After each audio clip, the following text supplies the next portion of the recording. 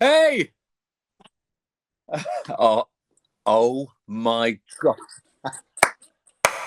I let my 7-year-old daughter cut my hair.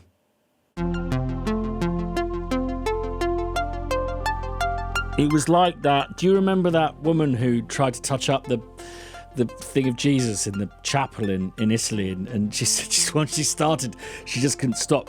We were just going to do the sides. Anyway, welcome to another episode of Nerding for the Weekend, where we have been up to this. Richard Hamilton invokes giant robots with a video game themed track as part of his newest album project. Will Henshall has compiled and scored a great video celebrating the 75th anniversary of VE Day, and nativeVS delivers once again with a touching tribute to Kraftwerk's late Florian Schneider. Let us know what you're doing during the lockdown by using the handle #NerdingForTheWeekend.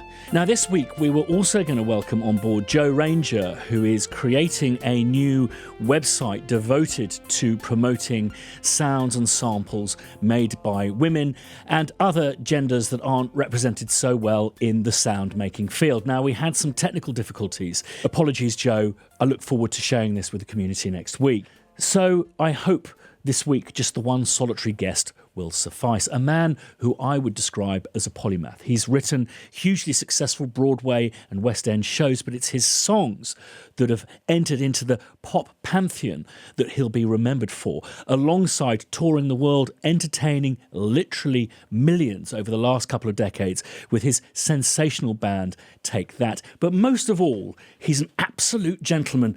It's a true honour to introduce to you Mr. Gary Barlow. Christian, that was better than Michael Parkinson's intro when I went on there. Much better. How are you doing? I'm pretty good, actually. Yeah. I often feel guilty for almost saying, I'm quite enjoying this. But, us studio people, is it really too dissimilar from how we usually are every day? I mean, I'm not in the studio all year round, but for when I am, it's this. It's quiet. It's it's isolation. The other thing I've worked out as well is that I always blamed. Oh, they're at me again. Oh, they want me to do this. I just can't keep up. What I've done is, I've realised that I'm back there now saying, I can't believe I'm so busy, but you bring it on yourself. Yeah. It's just, I don't know how we're programmed, but we just seem to like bringing the stress, the work, people calling, wanting things quickly. It hasn't taken me long to get back there, basically. You've been doing these amazing sing-along for lockdown. How did that come about? I was thinking, I've got to do something. We're not going to do Live Aid or anything, but I need to do something because my audience, I don't know if you've brushed into my audience in any way on socials, but they're so keen. They're such an amazing army of people, and they've been with us for 30 years. And I just thought, wow, everyone's going to be stuck at home. What can I do? And like the rest of us, we're qualified for nothing outside of music. However, we can do this. My dad always said, if you can play and sing, you'll have a job forever. I thought, that's what I'm going to do. I'm gonna play and sing and see what happens. And ended up calling a couple of mates, and we started it off, and then committed to doing it 5 days a week, which was heavy. Did you commit online? Did you say online you were going to do it? Oh yeah, big error. The trouble is, though, I love an announcement. I love, ladies and gentlemen, we're going on a world tour. I love an announcement. The problem is, you've then got to do it. So it's like, oh, where's tomorrow? Russia. Oh, however, I must say we had a lot of fun. Yeah. I mean, some people, just played. Some people recorded backing tracks. We did songs that people had never performed before, things that they'd always dreamed of singing and never had the chance to. So we did have a lot of fun making them. And I'll remember lockdown for those sessions, I think. It was really brilliant. And also, it was actually really nice to play. It's been ages since I've if I'm not on tour, I don't really sit and play unless I'm writing, which you don't really play that much. But I really enjoyed playing things which I haven't played for years. I couldn't quite figure out how you did it. Synchronisation, because obviously I've been doing these interviews and it's quite tricky. So musically, I don't get how you did it. Never together. Never together, sadly. And so some of the chat and stuff we kind of preempted, and because the thing is that people don't really want to know how sausages are made, because if you did, you'd never eat them. So I never felt the reason to sort of say online, no one ever does it together, this thing, because it's impossible. There's too much of especially if you're playing live, there's too much of a time delay. So then it was the choice of who goes first. So sometimes I'd lead with an idea, but sometimes, like Brian May, he recorded himself playing a part and then played along with his part while he was filming himself. Of course he did. Very clever, that. And then I played on top of that then. So some people they really thought about it, which was great. So you've mentioned your family of followers who have been with you from the beginning, but you yourself have a family, an extended family, of people you've been working with and touring with from the very beginning. That's something that it's been a real pleasure to meet some of those people, from everyone from tour managers to your MD. This must be a really difficult time for people in that line of work. And it's not just the musicians. It's such a huge kind of support industry behind going around the world live. The mind boggles, doesn't it, really? I mean, I'm trying to think about the whole live thing, because my sort of 2-year cycle works around studio, making music, and then when the music's made, I go out and tour, and then I usually do have moments like I have now where I'm doing a little bit of film stuff, a little bit of TV stuff. But I look forward and I think of the guys who go from my tour onto the Spice Girls and onto James Blunt or wherever they go. They've just got no work. And if we were to really think further, it's probably going to be 2 years, do you think, before people are going to have, not just to go out and play. I think we'll be able to probably go out and play in about a year, 18 months, but it's the audiences having the confidence to stand in those arenas. Just think of the O2 right now. Can you imagine that scene? I mean, right now it feels like I never want to be in a place like that again. But we will. We'll get back there. But it's going to take confidence. And it's probably going to be 2 years before any of those guys see a job again. And that is really scary. These guys don't only do it, they do it with the biggest smile on their face. And they're often, for us, if we're on stage, it's that look sideways to see someone smiling or see someone who you know is on your side that makes the night, really. So we do feel for those guys. We know there's lots of charities out there at the moment. And without giving too much away, we have something coming up that we're going to try and donate some to, because like you say, these guys, they're just probably going to have no work. I know some of them are doing guitar lessons and things like that, but in general, the work that they do, there's probably not going to be any for about 18 months. Very sobering thoughts, Gary. I guess take it on to a lighter note, if not more puerile. There are only 3 people I really, or rather my accountant, really dreads me getting emails from. My brother Joe, my business partner Paul, and Gary. And particularly the emails that start with the subject field, "Hey, have you seen this?" Gary, I hope I'm not outing you as a total gear nut, but when did that start? Was that something that you've always been, being a keyboard player, always been interested in, or was that something that you developed as you started visiting more and more studios? It started in about 1982, where I turned on the TV on a Thursday night and there was a band playing on this show called Top of the Pops. And they were called Depeche Mode. 4 guys stood at synthesizers. Never seen anything like it. And that sound rung in my ears. I couldn't tell what it was. I couldn't tell what the noises were. I just knew I loved it. So that was really the opening of the door. And then when I was about 15 or 16, I was travelling to London a little bit with my mum, and I was going in to see publishers and trying to get meetings in record labels. We used to just sit in reception for like 5 hours and see nobody. We went to Denmark Street one day. We went to Argent's Denmark shop. Street has been the ruination of us all, I think, at various points. Yeah, we've all thrown money into that black hole. But I went into Argent's and saw this grey box, and they called it a computer. And it was an Atari ST. Oh, yeah. And I bought it, and it accompanied my DX7, which was playing live at the time. And it had this thing called MIDI, and you know the rest of this story. That was it. Pretty much from that day, it kind of went from being a pianist, and my chops then went on hold, and I just got into the sonics, just absolutely loved it, and just wanted to make records. So it would have been an Atari 1040 ST? 1040 ST, yeah. And were you a C-Lab or a Cubase man? C-Lab. Yeah, which is odd, because I believe that the Cubase was more for the musicians. Yeah.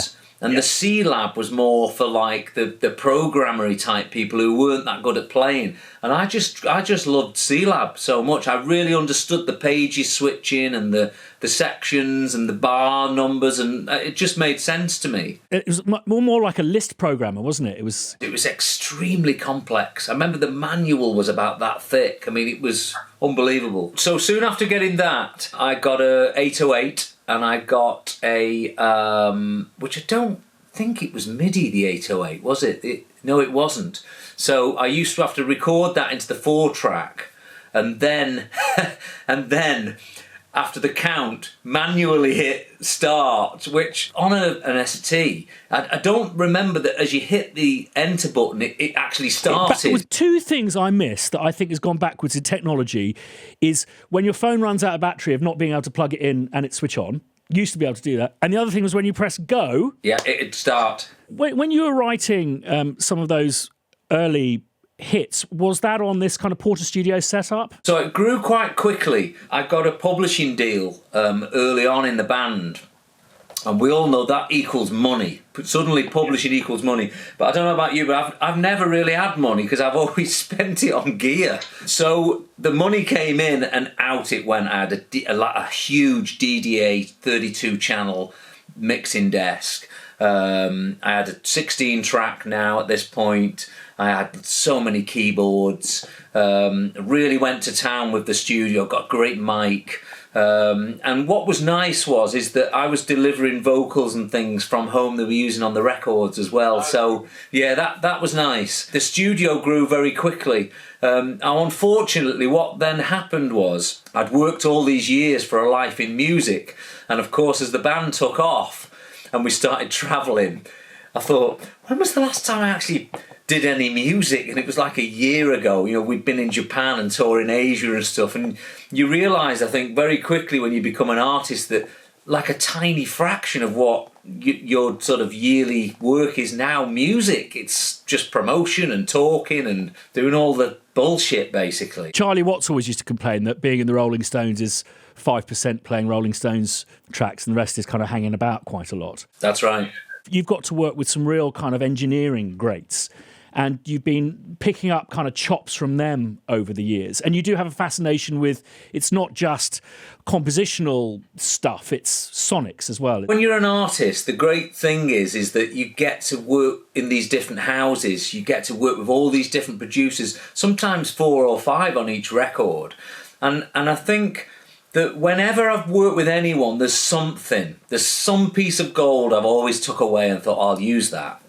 And so after years of being produced now, and with some of the best people in the world, I've got this sort of my way of working now is an amalgamation of all these things I've learned. And some really, really good things to know, especially as a vocalist. Mics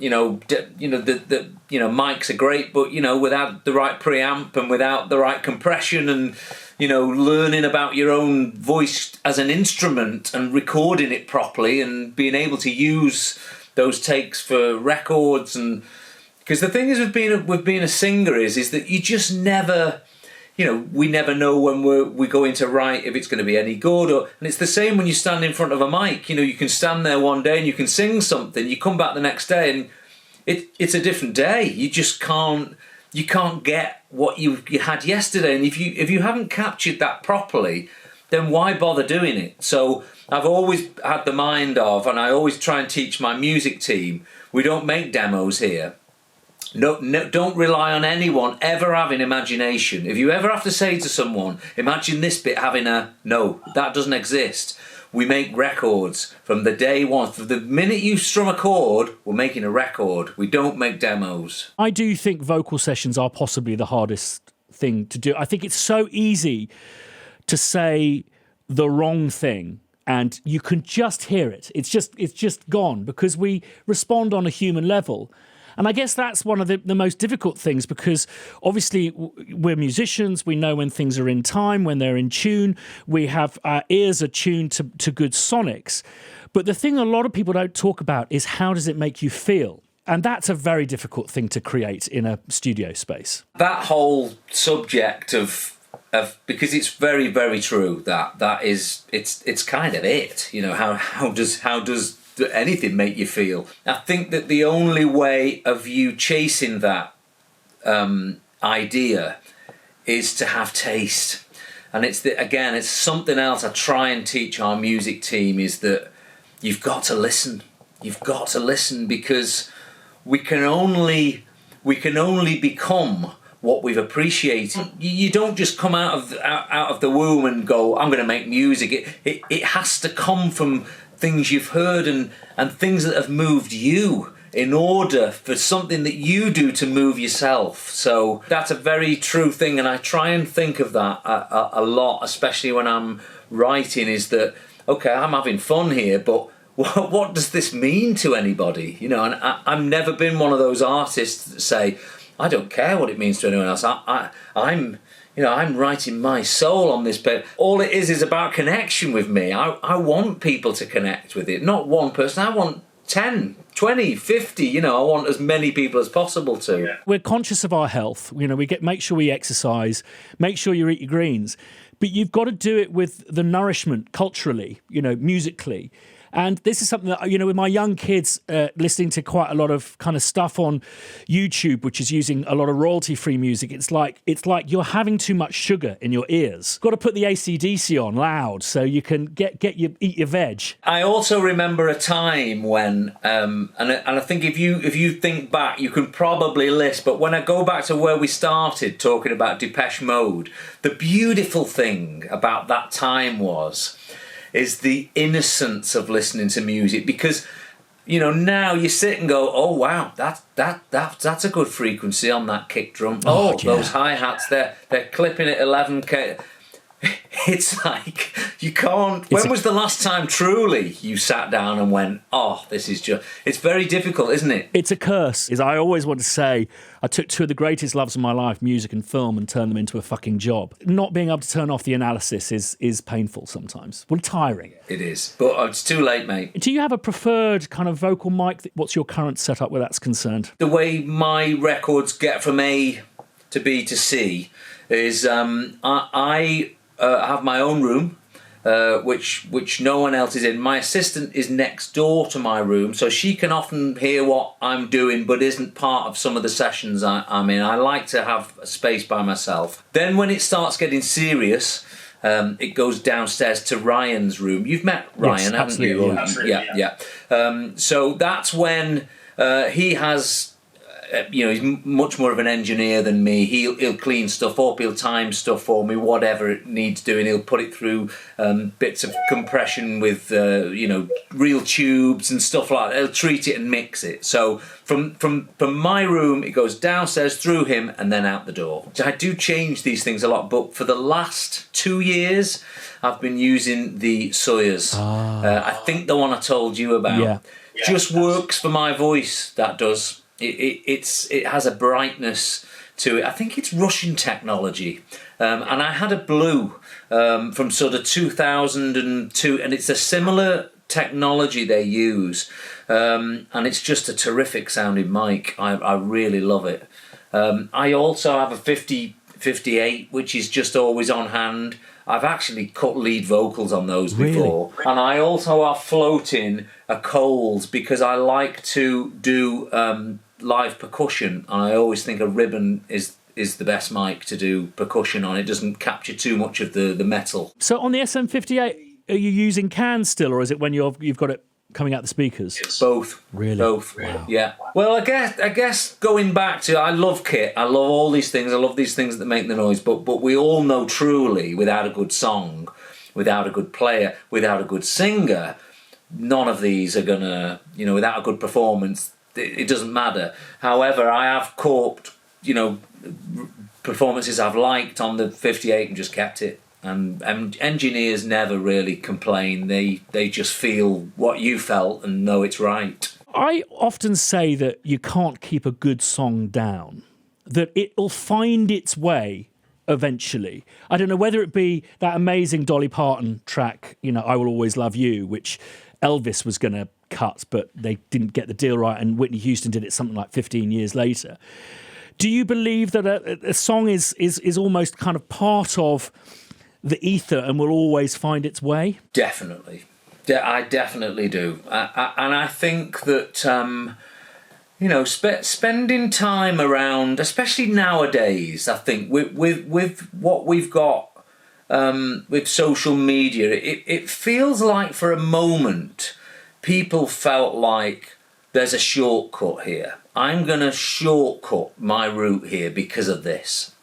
And what we really need to always remember with all of these things is just be fucking good. just be good.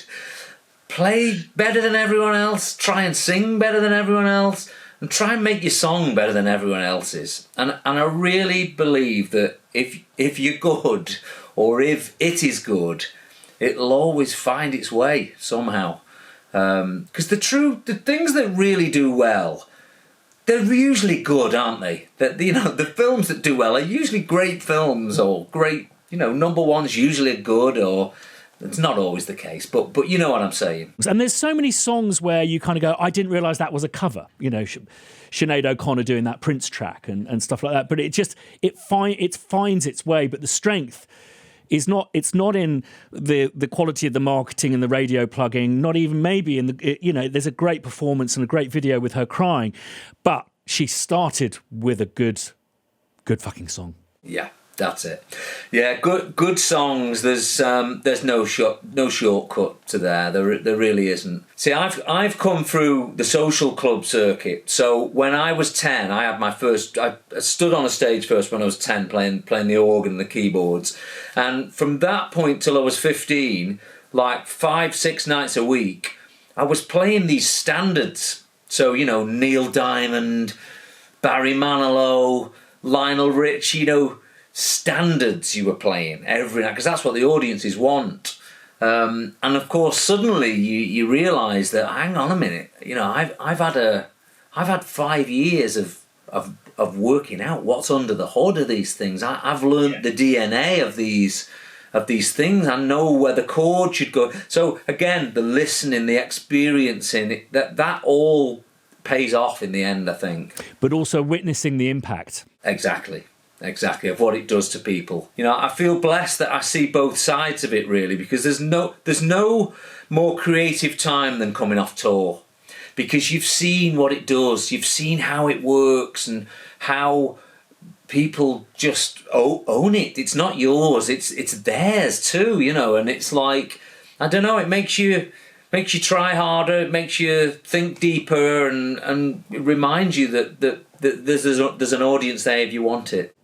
Let's move on to this week's movie, Star Wars Episode 4, which is the first in a franchise that went back to Episode 1 and then jumped over Episodes 4, 5 and 6 to Episode 7. It's going to be difficult to explain to our grandchildren.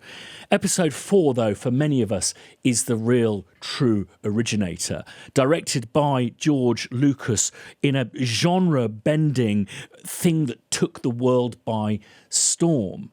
What is there to say about Star Wars that hasn't already been said? I guess for me, Star Wars is kind of like the flared trousers of science fiction movies, once very fashionable and kind of awesome, and then completely unwatchable. And I now return to it with a kind of affection and understanding that it is a kid's movie. I think that the kind of middle stage when it became unwatchable is when we had this kind of euphoric recall for what Star Wars never was. And it was interesting when speaking to people about the fact that I'd be watching this week. A few people said, "Oh, you're watching the original version."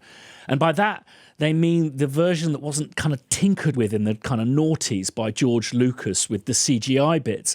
And unfortunately, you just can't get the original version, certainly not online anymore. And I think that's a shame because it kind of blurs the context of how this was made in 1976, released in 77. All I can say is everyone was at the top of their fucking game. You know, obviously, we'll talk about the music in a minute, but these sound effects, something that George Lucas didn't dare tinker with, simply amazing sound kind of landscape. The costumes, the used universe look of the machinery and the spacecraft, and the special effects that were of the day, really revolutionary. I also have to say that it really was a Star is Born moment for Harrison Ford, and whilst his performance, as is everyone's because they weren't directed, was lumpy and awkward at points, there's just a couple of moments where you just go, you're gonna be massive. I think the one that sticks with me is when he's pretending to be a stormtrooper. And I think it strikes me as a scene that's probably largely improvised. And for no apparent reason, he goes like super camp or super sassy, as our American cousins would call it. But it would be weird to talk about A New Hope without, certainly as a composer, talking about John Williams' seminal score with his echoes of Korngold, Stravinsky, and some direct quotes of Holst's The Planets. And if I have one story that maybe not out there, certainly not in the form that I heard it, it would be one of the rare opportunities I had of working with the trumpeter Maurice Murphy. John Williams, who's a bit of a jazzer, was a massive fan of Maurice as a trumpeter. And Maurice had just joined a rather big band.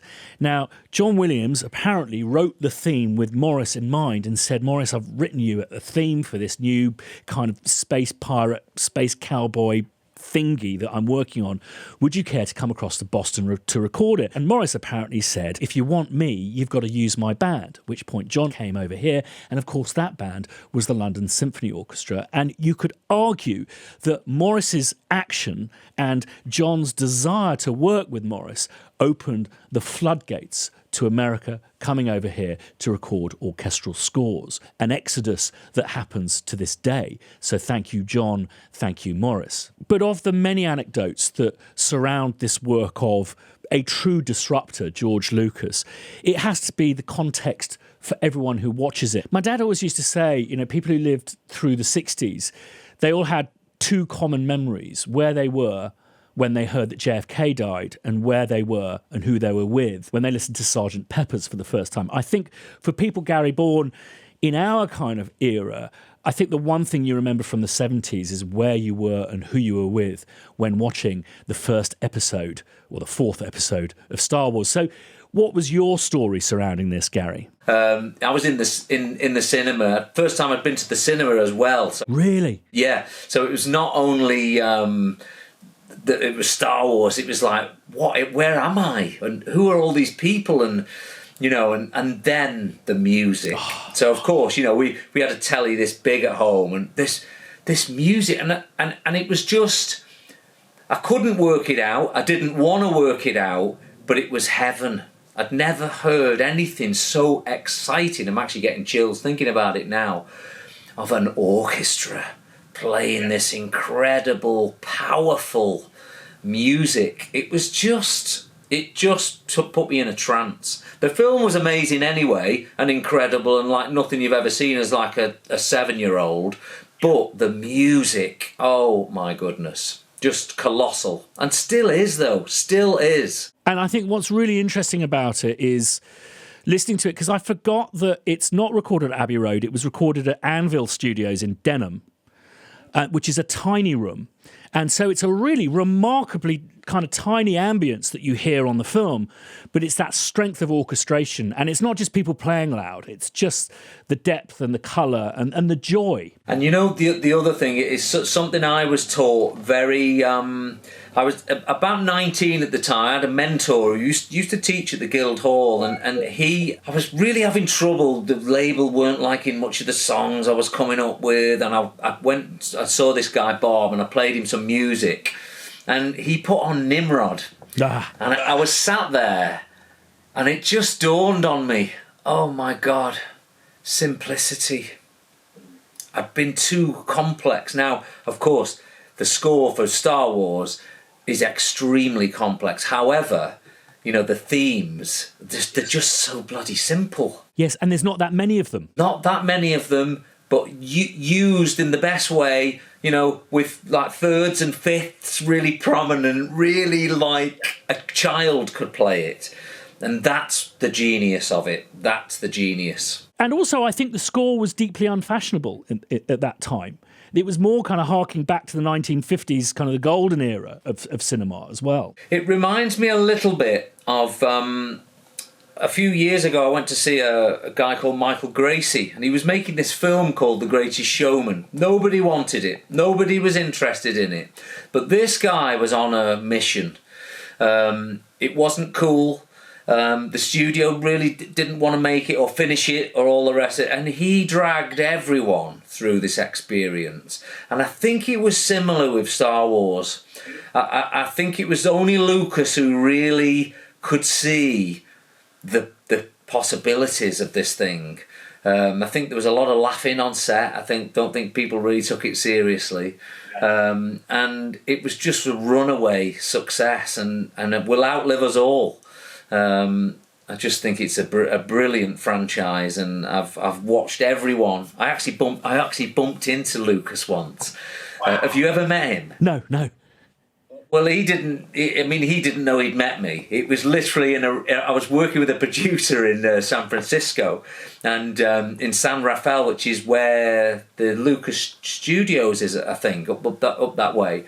And this guy says to me, "Hey, you know who's over there, don't you?" And it was him, and he went over there. He knew him, and he introduced me, and I came out. I couldn't believe it. I couldn't believe it. I was on the phone all night ringing people to tell them I'd met him. It's brilliant. No, I loved the whole thing. I loved the positivity of it. I loved the goodies winning. You know, like I said, I'd definitely never seen sci-fi before that. But it was more than a movie. It was an experience. That was how I felt when I came out. And then I actually watched it 20 times. Wow. Since that, in a few years later, but over those few years, 20 times, I loved it. The thing I get slightly upset about with it, and it's just an interesting thing to talk about, is that he's tinkered with it and he's added some CGI stuff to it that I don't particularly think is particularly good. But what particularly annoys me about it on a cultural level is that he's not letting us watch the original. I don't know. I was thinking about how I'd describe it. It would be like adding like a shuffle loop to Let It Be. Like Paul McCartney puts a shuffle loop and goes, you can't listen to it without a shuffle loop anymore. And I think that's a shame. I remember meeting Trevor Horn for I always wanted to be produced by Trevor Horn. And I did a duet with Robbie back in 2010 or 2011. And he was making an album with Trevor. And I thought, wow, this isn't just a chance to sing with Robbie. I'm going to be produced by Trevor. And Trevor, bless him, I kept saying to him, is it good? Is it going on? Are you happy with it? And he was like, Gary, I'm never happy. And every time I saw him, he was getting more and more unhappy with it. And I realised very quickly that when you're that good, you're never happy with what you come up with. And I think Lucas is like that. I think Lucas is never happy with what, even though it's far more brilliant than anyone else could do. Nah, I could still tweak that now. It's like a train set. And I guess when you're that powerful, who's going to stop you? We can't. The question I'd like to pose to you, I'm on the fence about whether George Lucas actually knew that Darth Vader was Luke's father when he filmed A New Hope. There is a hint of it with Luke's uncle when his auntie says, he takes after his father, and he goes, that's what I fear, or that's what I worry about. But you see, the way he delivers that, it's not like, don't say that, because, he may become like another Rottweiler for the evil empire. Now, it's more of like, that was the thing that, Luke's dad pissed off and left us with him because he's a bit of a maverick, is the impression I got. But my question to you, do you think George Lucas knew that Darth Vader is Luke's son when filming Episode 4? The one thing I am certain of, though, watching it this time round, is there's no way George Lucas filmed that knowing that Leia was Luke's sister. It's kind of sexy at points. And, can you imagine kind of selling to the producers, it's all right, they only kiss a little bit. I mean, he does have the raging horn for his sister, but they don't end up shagging in the third act.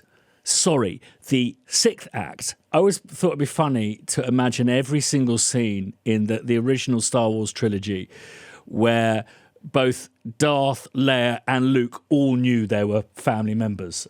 All right, Dad, what'd you do that for? It was something I nearly went on Mumsnet to seek advice on, the place where people go, my child has swallowed a radish. And I was going to say, what do you do if your son's favourite Star Wars film is The Phantom Menace? But that's the thing, you see, because for my boy, that film was like a cookie store. And that's what I remember with A New Hope, a cookie store, which takes me on to the piece of music that I've been listening to with you, Gary, this week. And that is Let's Go Home Tonight by The Blue Nile. This was a rare, recent discovery of treasure for me.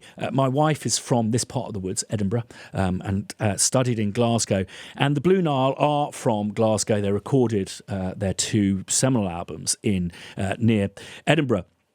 And I'd never heard of this act. They're much more popular up here, but they do have a cult following around the world. I know that BT is a fan, for example. And what was unleashed on me was just this incredibly complex, pointillistic music that it sounded so well crafted. It had echoes of talk in that I shouldn't really use the word pointillism in the context of pop and rock. But with these melodic lines that were incredibly lyrical, almost like a melodic line that an oboe would sound good playing, and that's saying something. But Let's Go Out Tonight is a real haunter, and I think it's very interesting, if you haven't yet, to check out Craig Armstrong's cover of this with the original singer Paul Buchanan. Blue Nile, you're a fan of the band? I love the band, definitely. You told me about this track a couple of years ago, and I listened to it then. It's great. It's great. Tell me, what do you like about it? I'm really familiar with this act because they recorded their first album, this album, just literally about 2 miles away from here, up in Scotland. Oh. But I know that they spent 3 years on this album, and they eventually got kicked out of the studio. The track for me feels like a release, and I'm sure it's a common thing for all composers. There's just that moment where you don't know where it came from. Yeah. And that's what it feels like to me. And that's I think on a composer's level, it feels like you're experiencing something, you were touched by the magic at that point. Yeah, it actually reminds me a lot of, I don't know whether you are familiar with, I can't remember the name of the album now, there's an Eagles album, but anyway, they were in London recording it, and of course they all missing California terribly. And apparently all it did while they were making this album was piss down with rain. You can imagine, can't you? On the last day, they wrote Desperado. Fuck. Like you say, sometimes, and usually as it's gone to mastering and all the rest of it, something just comes along and sits on your shoulder and becomes the best thing that you've spent 2 years making it, and the last 10 minutes becomes the best thing. Yes, that's music right there, isn't it? It's not knowing each time you sit. This studio I'm in is no different from my bedroom when I was 14 with the Atari ST. It's just that what's in here's thought things through a little more, knows a little bit more. But in general, just before I press that chord, I don't know what's going to happen. I don't know what's going to happen, but that's what's so bloody exciting, and that's what gets me in here every day. But it's not just sitting around waiting for it to happen. It's, as you say, it's everything that goes before us, and it goes back to what you said earlier about we're all standing on the shoulders of giants. By listening to excellent music, you take this tradition on, and I think it is through effort that I think that's what's so problematic about it, because when it happens, it's so instantaneous and so quick. The one thing that none of us need to be told, but the one thing that we need to tell, as especially, I think we all work among younger people. You know, we have younger people on our music team. It's just the work. It takes a lot of work, but people don't know. They don't understand that, and we don't think about it because we just know we've got to get from A to B. But it's a lot of work. I wish I was the dad who had the briefcase. I could just put it under the desk when I came home at work, but it doesn't. It follows you around all night and into bed and out of bed in the morning and on the walk with the dog, and you're just living it the whole time because you have to. You have to be in there. And anyone who thinks I'll get into music, this will be good, I won't ever have to work. Forget that.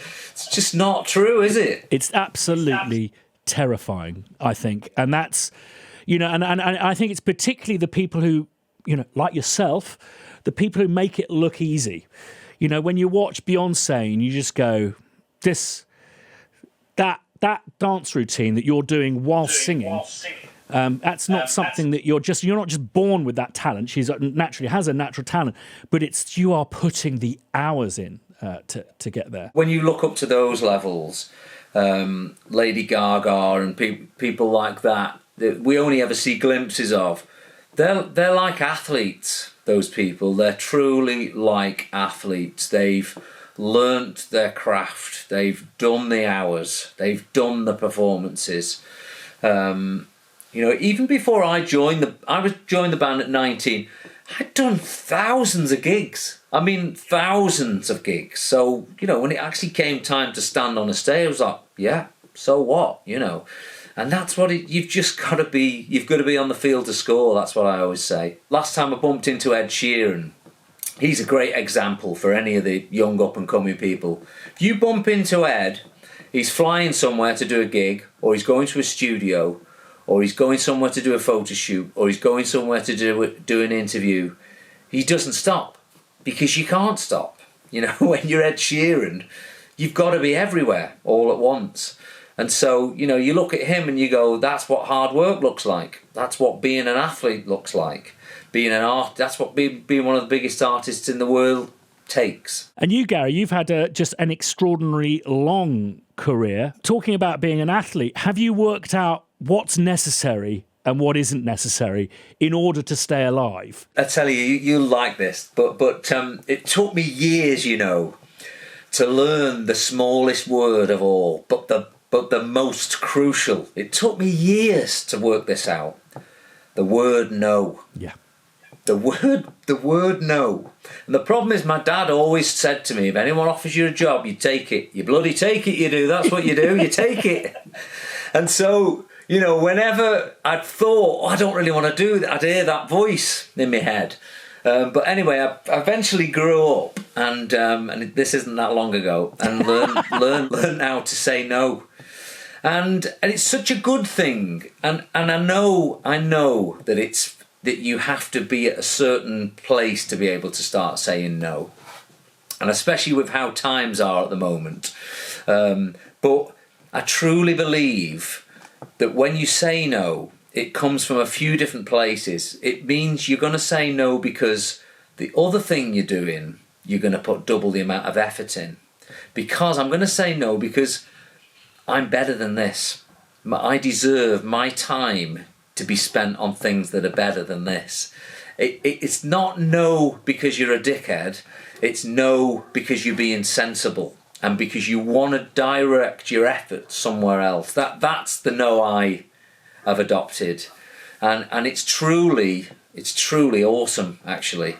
And you know, the other thing, it really baffles people. People don't. It's like a power.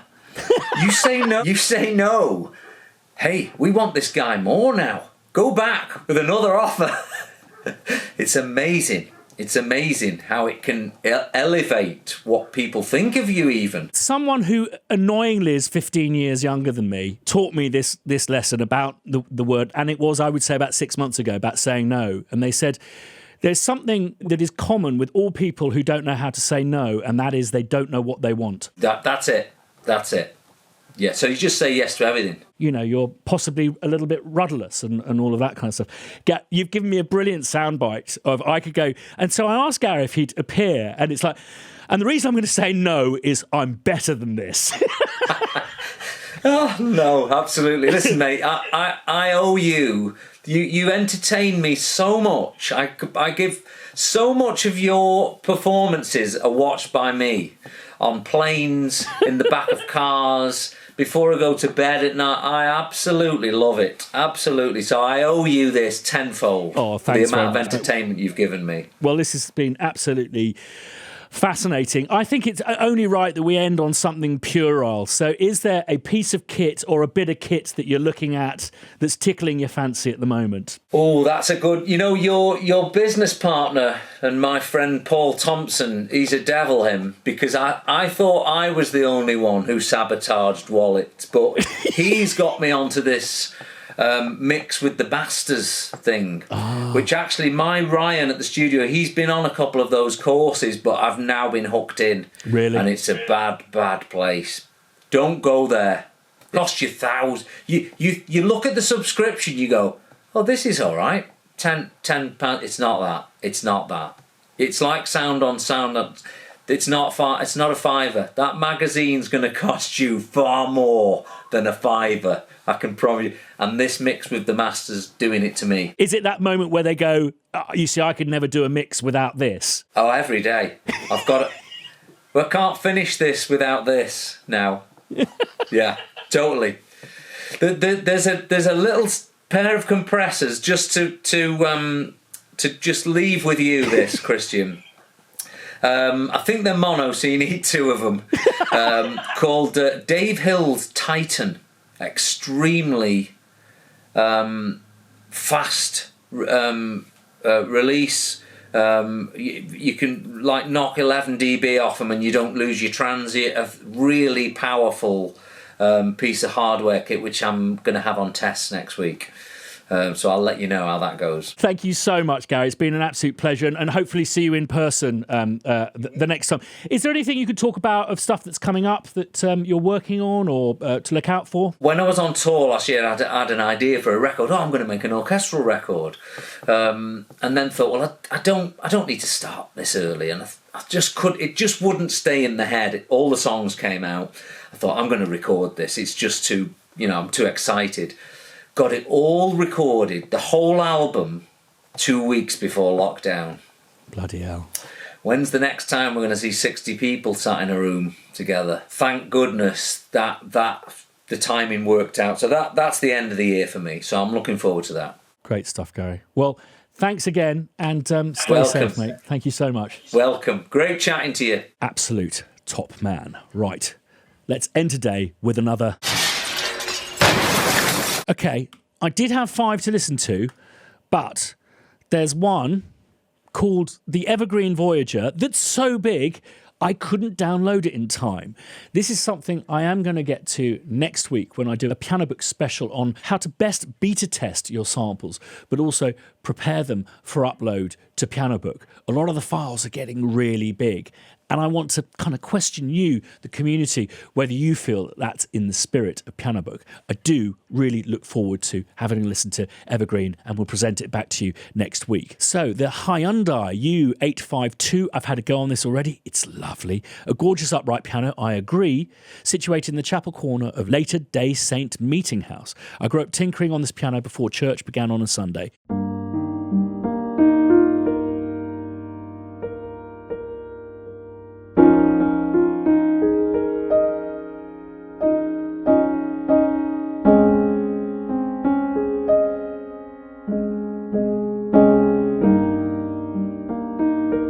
So a bit of distortion there, just overloading it ever so slightly. beautiful. How many samples have you used there? Oh, so it's a deep sample. Well, thank you for that. Absolutely stunning. Rolling piano next. Okay, how have you done that? After wanting to sample my home piano for a while, I got around to recording it at the end of last year. Hearing the many well-recorded and sampled pianos that already were on Piano Book, I decided not to traditionally sample mine. Here lies my first experiment. I sampled repeated notes playing at varying time intervals to create a kind of swarm or rolling effect. So let's have another listen to this.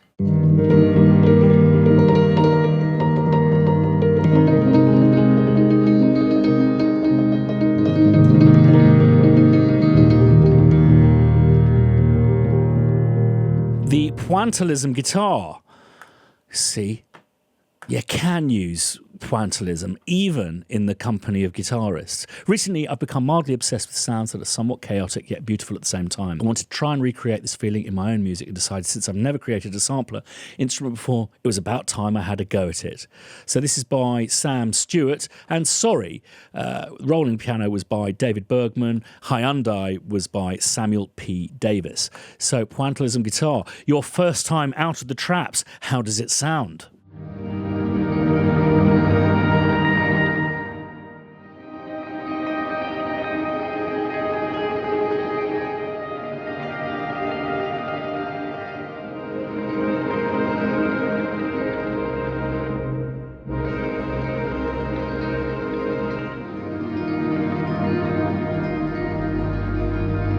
An instrument I'm very familiar with. I used to work with a flamenco guitarist. The cajon or caja is it's basically a tea chest. So you sit on it, you play the bass tone or the kick drum kind of tone with your hand around the kind of center of the chest, and then at the top there's a corner that's a slightly kind of loose flap which creates a kind of snarey sound. And this really is a beautifully recorded cajon. I'm really enjoying the GUI as well. It gives you a kind of an intuition of what part of the cajon you're playing.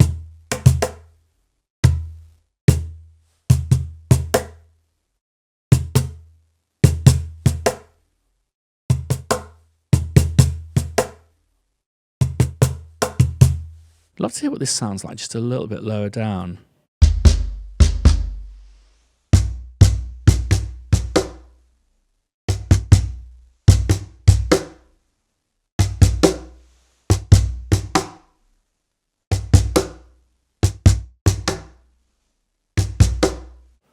Absolutely sensational. Thank you so much for that. Pianobook.co.uk is a place to go where composers make and share sounds with each other for free, and there's all sorts of really exciting stuff coming up. Thanks again to Gary Barlow for joining us today. Really extraordinary that he gave us so much of his precious time. And do check out, in the links down below, his amazing sing-along series for lockdown. I hope you all stay safe, but do subscribe if you haven't done. There's lots of exciting stuff coming up. Next week, we've got someone joining us who is not only an incredibly successful Hollywood composer, but is also a friend and someone who has helped my career immeasurably. Basically, if it wasn't for this guy, no Spitfire. So do join us next week when we'll be watching Scorsese's Raging Bull and listening to the Sea Interludes by Benjamin Britten. Until then, ding that bell for notifications next time I put a video up, and one of those for Mr. Gary Barlow. Lots of love. See you next time.